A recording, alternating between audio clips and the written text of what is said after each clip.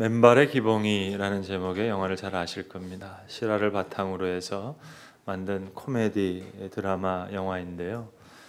이 영화는 특별히 신앙의 사람들이 함께 마음을 모아서 만든 영화입니다. 그 영화 감독부터 해서 주연 배우까지 신앙의 고백을 따라서 만든 영화입니다.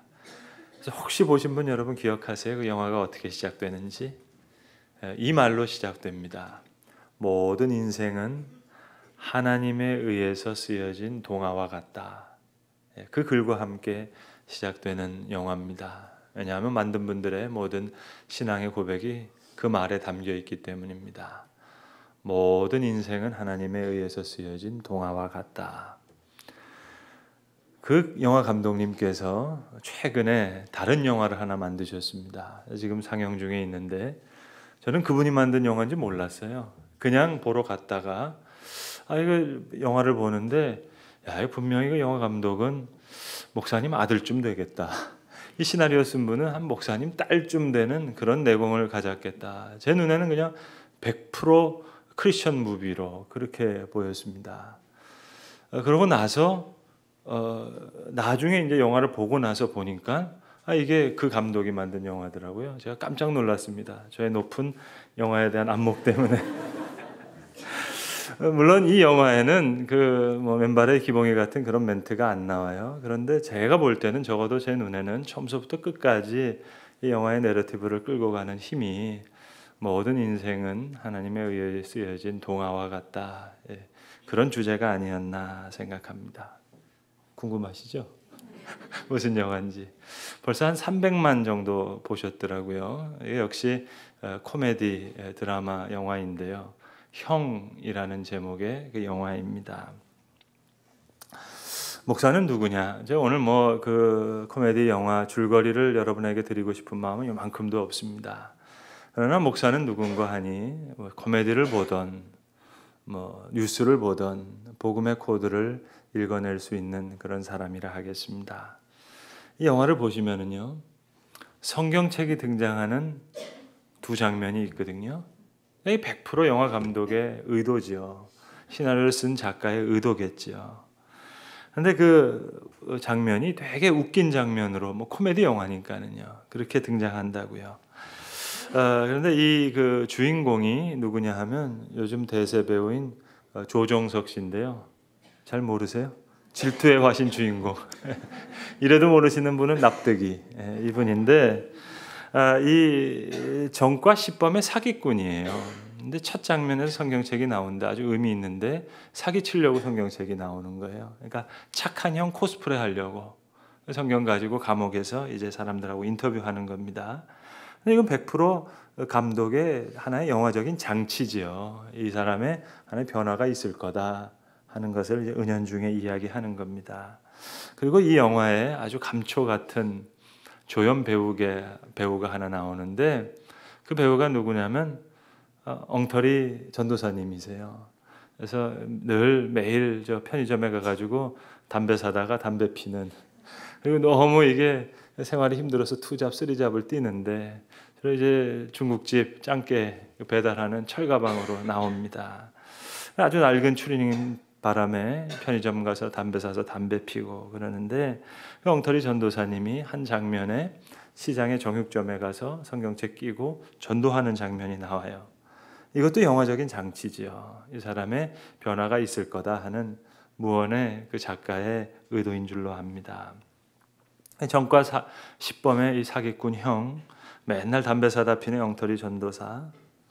저는 이 영화에 나오는 두 캐릭터가 어쩜 그렇게 오늘 본문에 나오는 이 주인공의 모습과 같은지 모르겠습니다. 적어도 제 눈에는 그렇게 보입니다. 오늘 이 본문에 나오는 여자 주인공, 동네에서 다 내놓은 여자예요. 손가락질 당하는 여인입니다. 동네에서 유명한 죄인인데 이 여인이 오늘 예수님을 너무 사랑하고 있습니다. 너무너무 사랑합니다. 그 영화에도 이 전과 시범인 사기꾼 형이 나중에 동생을 그렇게 사랑하게 돼요.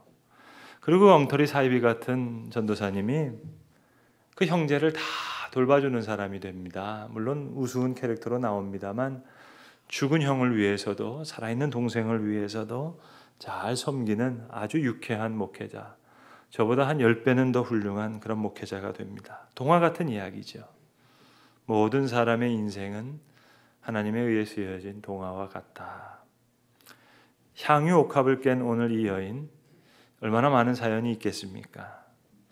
여러분, 전과 시범인 사기꾼 형, 얼마나 사연이 많겠어요? 편의점에서 담배 사다가 피는 엉터리 전도사님, 중국집 철강 배달하는 이 신학생, 얼마나 사연이 많겠어요? 깊은 사연이 있기 때문에 사람이 뭔지를 알아요. 또 사랑이 뭔지도 알아요. 캐릭터에 깊이가 있어요. 코미디지만. 여러분, 공부를 많이 한다는 게 뭐겠습니까? 공부를 많이 한다는 것은 책을 많이 읽는다는 게 아니에요. 정보의 양이 많아지는 게 아닙니다. 그거 인터넷 검색하면 다 나와요. 공부를 많이 한다는 것은 한 문제에 대해서 고민이 깊어지는 거예요. 고민에 대해서 생각하는 방향이 달라요. 그게 공부를 많이 하는 겁니다. 여러분, 사랑이 깊어진다는 게 뭘까요? 상대방이 예뻐서 사랑하는 게 아니에요. 그건 사랑이 아니고요. 사랑의 사연이 많아지는 거예요. 우여곡절이 많아요. 사랑과 관련된 스토리가 많아요. 겹겹이 쌓이는 거예요. 여러분, 주말 드라마 월계수 양복점 아세요? 네. 저는 가끔씩 이렇게 보게 되는데요.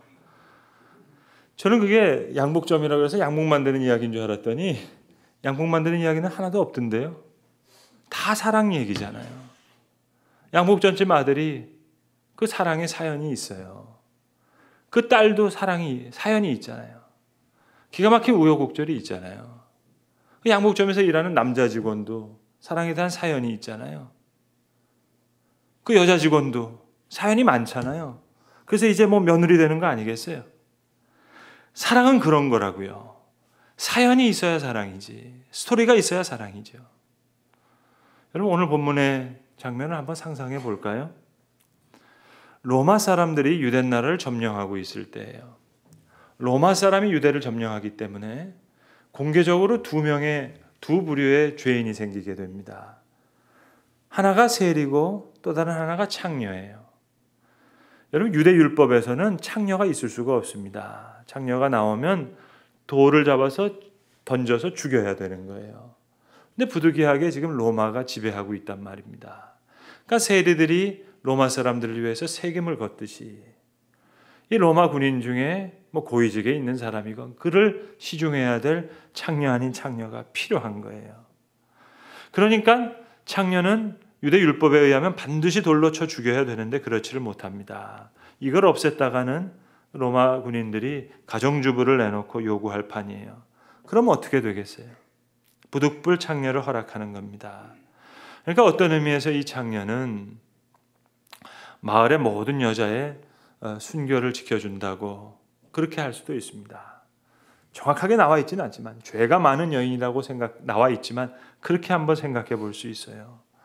그렇기 때문에 이 여인은 어떤 면에서 행동이 좀 당당하기도 합니다. 내가 아니면 당신들 당해야 되는 거 아니냐. 그래서 오늘 이런 자리에 나와도 사람들이 제지하지 없을 만큼 그러한 좀 당당한 모습이 있어요. 자, 이 여자가 아니라면 이제 누가 로마 사람들을 시중 들겠습니까? 죄송하지만 예나 오늘이나 이런 일들이 있거든요. 어찌 보면 독리에 대한 희생의 제물과 같은 그런 여인인지 모릅니다. 그러나 그래도 창녀는 창녀예요. 엄연히 창녀예요. 반면에 바리새인 이 시몬이라고 하는 사람, 어떻게 예수님을 그의 집으로 영접하게 됐을까 한번 생각해 보면, 여러분, 당시에 지위가 높은 사람들은 사람들로부터 존경을 받기를 원합니다. 그러니까 회당 같은 데를 가서 높은 자리에 앉아서 사람들로부터 인사를 받는 거예요. 그러기 위해서는 회당 같은 곳을 위해서 많이 헌신해야 돼요.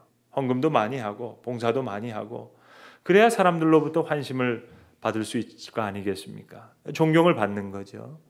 그래서 회당에 항상 윗자리에 앉고 좋은 일 하고, 근데 이분들에게 요구되는 것이 또 하나가 있어요.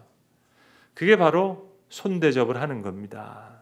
손님을 잘 대접하는 거예요. 그래야 사람들이 저 사람 덕이 높은 사람이라고 칭찬해요. 그 존경을 받을 수가 있어요. 마음에 들건 안 들건 그 일을 해야 되는 겁니다. 그래서 그 동리에 부잣집에 누가 오신다 하면 내가 대접해야지. 지금 이런 일들이 이루어지는 겁니다. 그럼 평이 중요하니까 말입니다.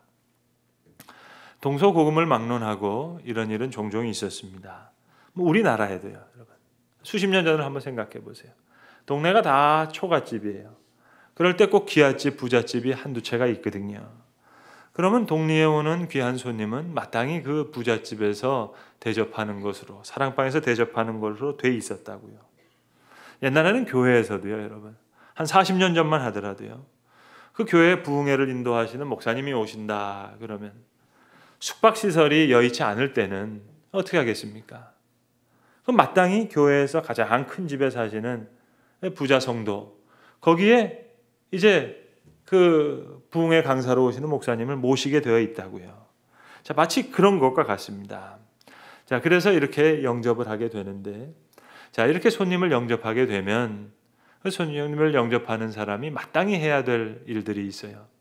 손을 내어서 그를 끌어안고 입을 맞추는 겁니다. 정중한 대접이에요. 그리고 중동 지역이다 보니까 샌들을 신고 다닙니다. 발이 더러워집니다. 그러니까 차가운 물을 준비했다가 발을 씻겨드리는 거예요. 때로는 발을 씻겨준 다음에 수건으로 이렇게 닦아드리기도 하고, 그 수건을 닦는 일은 종을 시킨다 하더라도 적어도 주인이 그 찬물을 귀한 손님에게 부어주는 것, 이건 마땅히 주인이 해야 될 일입니다. 이게 최고의 손님의 대접입니다. 그리고 땀 같은 게 흘리니까, 냄새가 날 테니까 머리에 감람유 같은 것을 부어서 향수와 같이 온 방에, 온 집안에 좋은 냄새가 나도록 이게 하는 것이 손님을 대접하는 일이란 말입니다.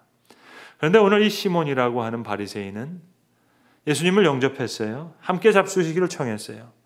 그런데 제 마음에는 자기 신분을 높이는 마음이 커요.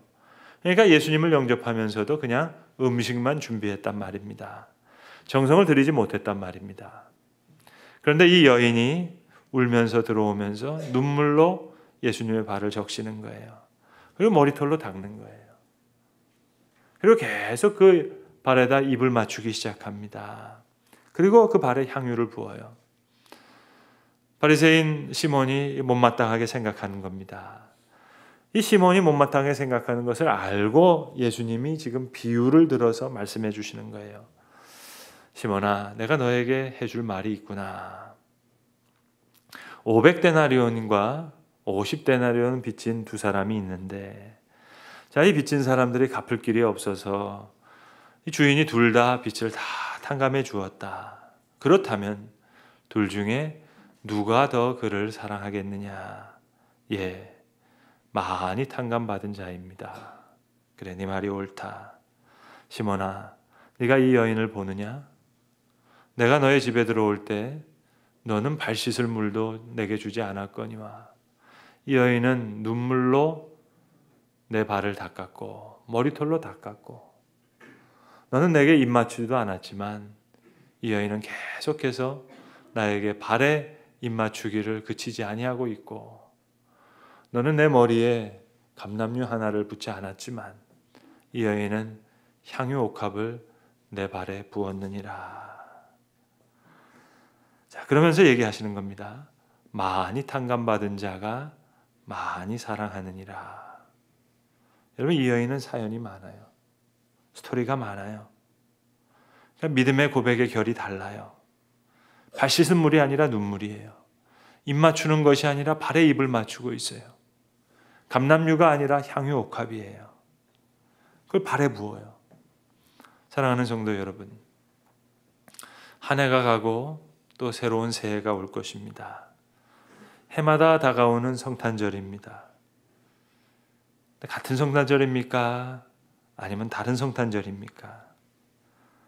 우리가 한 해 동안 겪었던 사연의 결, 그 고백의 깊이, 스토리에 따라 성탄의 메시지는 그만큼 달라지는 거예요. 바리새인 시몬의 영접이 되느냐, 아니면 이 여인과 같은 영접이 되느냐, 그것은 내 인격의 삶의 결, 그 사연, 그 이야기에 따라 달라질 겁니다. 제가 서두에 말씀드린 그 영화를, 그 시나리오를 작업하신 그 작가분이 40대 초반에 유집사님이라고 하는 여자 집사님이신데 지금은 천만 작가라고 하는 평을 듣는 작가예요. 히트시킨 영화가 많아요. 시나리오를 많이 쓰셨는데 이분이 20대 때부터 30대 중반까지 계속 글을 쓰는데 이게 작품이 안 나오는 거예요. 입봉이라 그러죠. 이제 데뷔작이 나와야 되는데 계속 빠꾸되고 채택이 안 되는 거예요. 여러분, 이분이 시나리오를 쓰면서 하시는 가장 핵심적인 말이 뭔지 아세요? 시나리오 쓸 때 제일 중요한 게 뭐냐? 한두 겹짜리 그 깊이의 인물 가지고는 절대로 120분 상영기간을 끌어갈 수가 없다는 거예요. 그러니까 자기가 글을 많이 썼지만 인물을 대충 만들어 놓고 보니까 나중에 완전히 헤매더라는 거예요. 강렬한 캐릭터의 인물을 만들어 놓으면 이걸 끝까지 이야기를 끌고 가는 힘이 있는데, 여러분, 올 한 해 동안 하나님은 우리 삶에 한 겹의 결을 더해 주신 거예요. 만약에 우리의 삶이 영화라고 한다면 몇 가지 사연과 몇 가지의 스토리를 하나 더 연출해 주신 거예요. 바로 그만큼의 차이가 있을 거예요. 작년의 성탄절과 올해의 성탄절 차이가 있다면 매년 맞는 성탄절이에요. 그러나 여러분, 바리새인 시몬과 오늘 본문 이 여인의 차이가 뭐겠습니까? 그 삶의 결, 그 고백의 겹, 그 차이죠. 아까 제가 말씀드렸던 이 유집사님 쓴 영화 시나리오, 정과 시범의 사기꾼 형인데요, 좋은 형 코스프레 하려고 성경책 끼고 사기치던 형인데 나중에 보면 목숨을 걸고 동생을 사랑하는 형이 돼요. 왜 그렇겠어요, 여러분? 사연이 많은 거죠. 그 영화에 보면 오랜 세월 동안 쌓여있던 아픔이 많거든요. 슬픔도 많고, 물론 비록 코미디로 그렇게 연출해내지만 그 사연이 많아요. 하루아침에 됐겠어요, 여러분? 왜 편의점에서 담배 사다 핀다고 하는 그 전도사님 말입니다. 중국집에서 짱깨 배달하는 무지 코믹한 캐릭터지만 그분 중심에도요, 성경책 끼고 전도하러 하는 신학생 그 중심이 있거든요.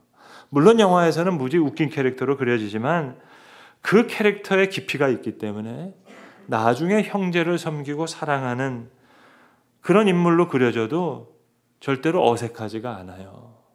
웃음을 주고 감동을 주는 그런 인물이 된다고요. 이게 캐릭터가 가지고 있는 힘이에요. 그냥 뚝딱 완성된 인물이 아니에요. 많은 사연이 있어요. 우여곡절이 있어요. 많은 슬픔도 있고요. 아픔도 있고요. 여러분, 성경을 자세히 보시면은요, 오늘 본문도 그렇고요, 이게 되게 복잡해요. 예수님께 향유 부은 이야기가 오늘 본문에만 나오는 게 아니라 마태복음, 마가복음, 요한복음, 사복음서에 다 나오는데 그 네 가지 내용이 다 달라요. 조금씩 다 달라요. 오늘 누가복음의 내용은 예수님의 사역의 초기에 나오는 장면이에요. 다른 세 복음의 이야기는 예수님 돌아가시기 유월절 바로 앞두고, 하나는 유월절 6일 전에, 하나는 유월절 이틀 전에, 장소도 다 베다니예요. 하나는 나사로의 집에서, 하나는 문둥이 시몬의 집에서, 베다니 문둥이 시몬의 집에서. 그러니까 적어도 이 사건은 한 사건이 아니라 최소한 두 가지 이상 되는, 크게 생각하면 3번 걸쳐서 일어나는 일입니다. 향유를 부으는 여인이 누구인지 성경은 한 번도 우리에게 정확하게 말해주지 않아요. 그런데 오늘 우리가 읽은 누가복음 이 7장의 여인을 많은 사람들이 전승적으로, 성경적인 게 아닙니다, 전승적으로 막달라 마리아였을 거라고 그렇게 이해해요. 오늘 본문도 여러분 여러 절을 읽었습니다만 한 번도 막달라 마리아라는 이름이 등장하지 않아요. 이야기는 그냥 여기서 끝나요. 누가복음 8장 다음 장에 시작할 때 그 앞에 부분에 막달라 마리아라고 하는 7 귀신 들린 여인이 있었다. 그리고 여러 여인들이 함께 자기의 소유를 팔아서 예수와 제자들을 다 섬겼더라. 은연중에 이야기하는 거예요. 구체적으로 누군지가 모릅니다. 그냥 예수와 제자들을 무리를 섬겼던 많은 여인들, 막달라 마리아와 같은 여인들이 있었다. 그렇게 이야기할 뿐이에요. 오늘 이 여인의 삶을 우리가 구체적으로 알 길이 없습니다.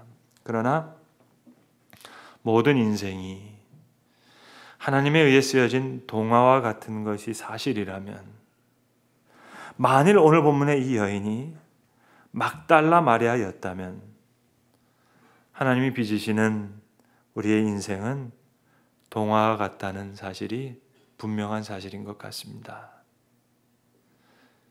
요한복음 20장에 보시면 예수님의 빈 무덤을 향해서 막달라 마리아가 가잖아요. 예수님의 수제자 베드로와 예수님이 사랑하셨던 요한을 데리고 세 명이서 간다고요. 빈 무덤을 보고 베드로와 요한은 다시 자기 집으로 돌아가요. 그런데 유독 막달라 마리아만 무덤 밖에 서서 혼자 울고 있습니다. 그 막달라 마리아를 예수님이 제일 먼저 만나주시는 거예요. 여자여, 어찌하여 네가 울고 있느냐. 처음에 막달라 마리아가 동산직인 줄 알아요. 그래서 당신이 옮겼거든. 어디 두었는지 내게 이르소서. 그리하면 내가 가져가리이다. 그때 예수님이 마리아를 다시 부르세요. 그때 마리아가 라보니, 선생님 이렇게 부릅니다. 부활하시는 예수님을 제일 먼저 만납니다. 그러니까 적어도 막달라 마리아에겐 그 말이 사실이죠. 그의 인생은 하나님에 의해 쓰여진 동화와 같았습니다. 올해도 성탄을 맞이할 것이고 이듬해도 또 그 후에도 계속 성탄의 계절을 맞이하게 될 것입니다. 그러나 우리가 가진 사연만큼, 우리의 스토리의 깊이만큼 성탄을 맞이하는 그 결과 겹이 달라질 거예요. 아주 작은 겹이라 하더라도, 작은 한 결이라 하더라도, 그 느낌이라 하더라도 만약 우리의 믿음의 고백이 좀 더 깊어졌다면 그건 우리 믿음이 가지고 있는 사연의 그 이유 때문이겠죠. 성도 여러분, 솔직히 한번 터놓고 이야기해 볼까요? 오늘 성경에 나오는 이 여인, 표현을 좀 용서하세요. 개떡 같은 인생 산 사람 아닙니까? 차라리 예수님 식사에 영접했던 이 시몬 바리새인, 이 사람의 인생이 훨씬 더 활짝 핀 인생 아닙니까? 말씀드린 영화의 캐릭터들 다 개떡 같은 인생 아니에요, 여러분? 실화를 바탕으로 했다고는 맨발의 기봉이, 무슨 동화가 그렇게 잔혹한 동화가 있어요? 나이가 50이 넘었는데 지능은 8살밖에 안 되는데요. 개떡 같은 인생 아니에요? 표현을 용서하세요. 역 같은 인생 아니에요? 아무리 코믹하게 그리는 신학생이라 하더라도 전도사 됐는데 너무 먹기 살기가 힘들어서 중국집 짱깨 배달해야 돼요.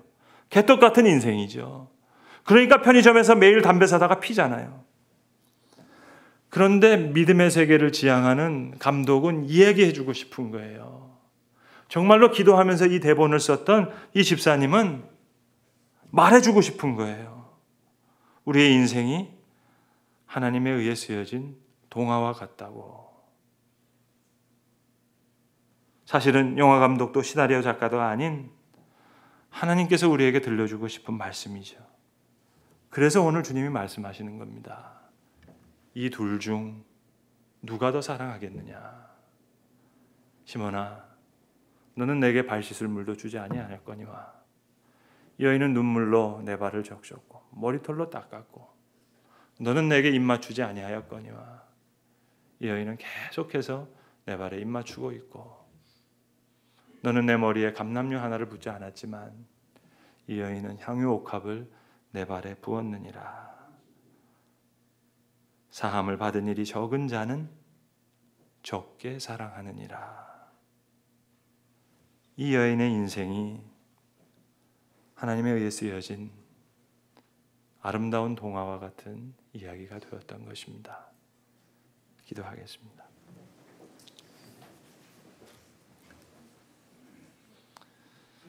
아버지 하나님, 오늘 사연 많은 이 여인이 예수님을 너무 사랑한 나머지 눈물로 발을 적시며 머리털로 닦고 또 그 발에 입맞추기를 그치지 않았고 귀한 향유 옥합을 주님의 발에 부었던 일을 우리가 기억합니다. 상함을 받은 일이 적은 자는 적게 사랑하느니라 하신 말씀, 오늘 우리에게 주신 말씀으로 받게 하여 주셔서 하나님, 우리의 인생이, 우리의 삶이 하나님에 의해 쓰여지는 아름다운 믿음의 이야기들이 되게 하여 주시옵소서. 우리 주 예수 그리스도의 이름으로 기도합니다. 아멘.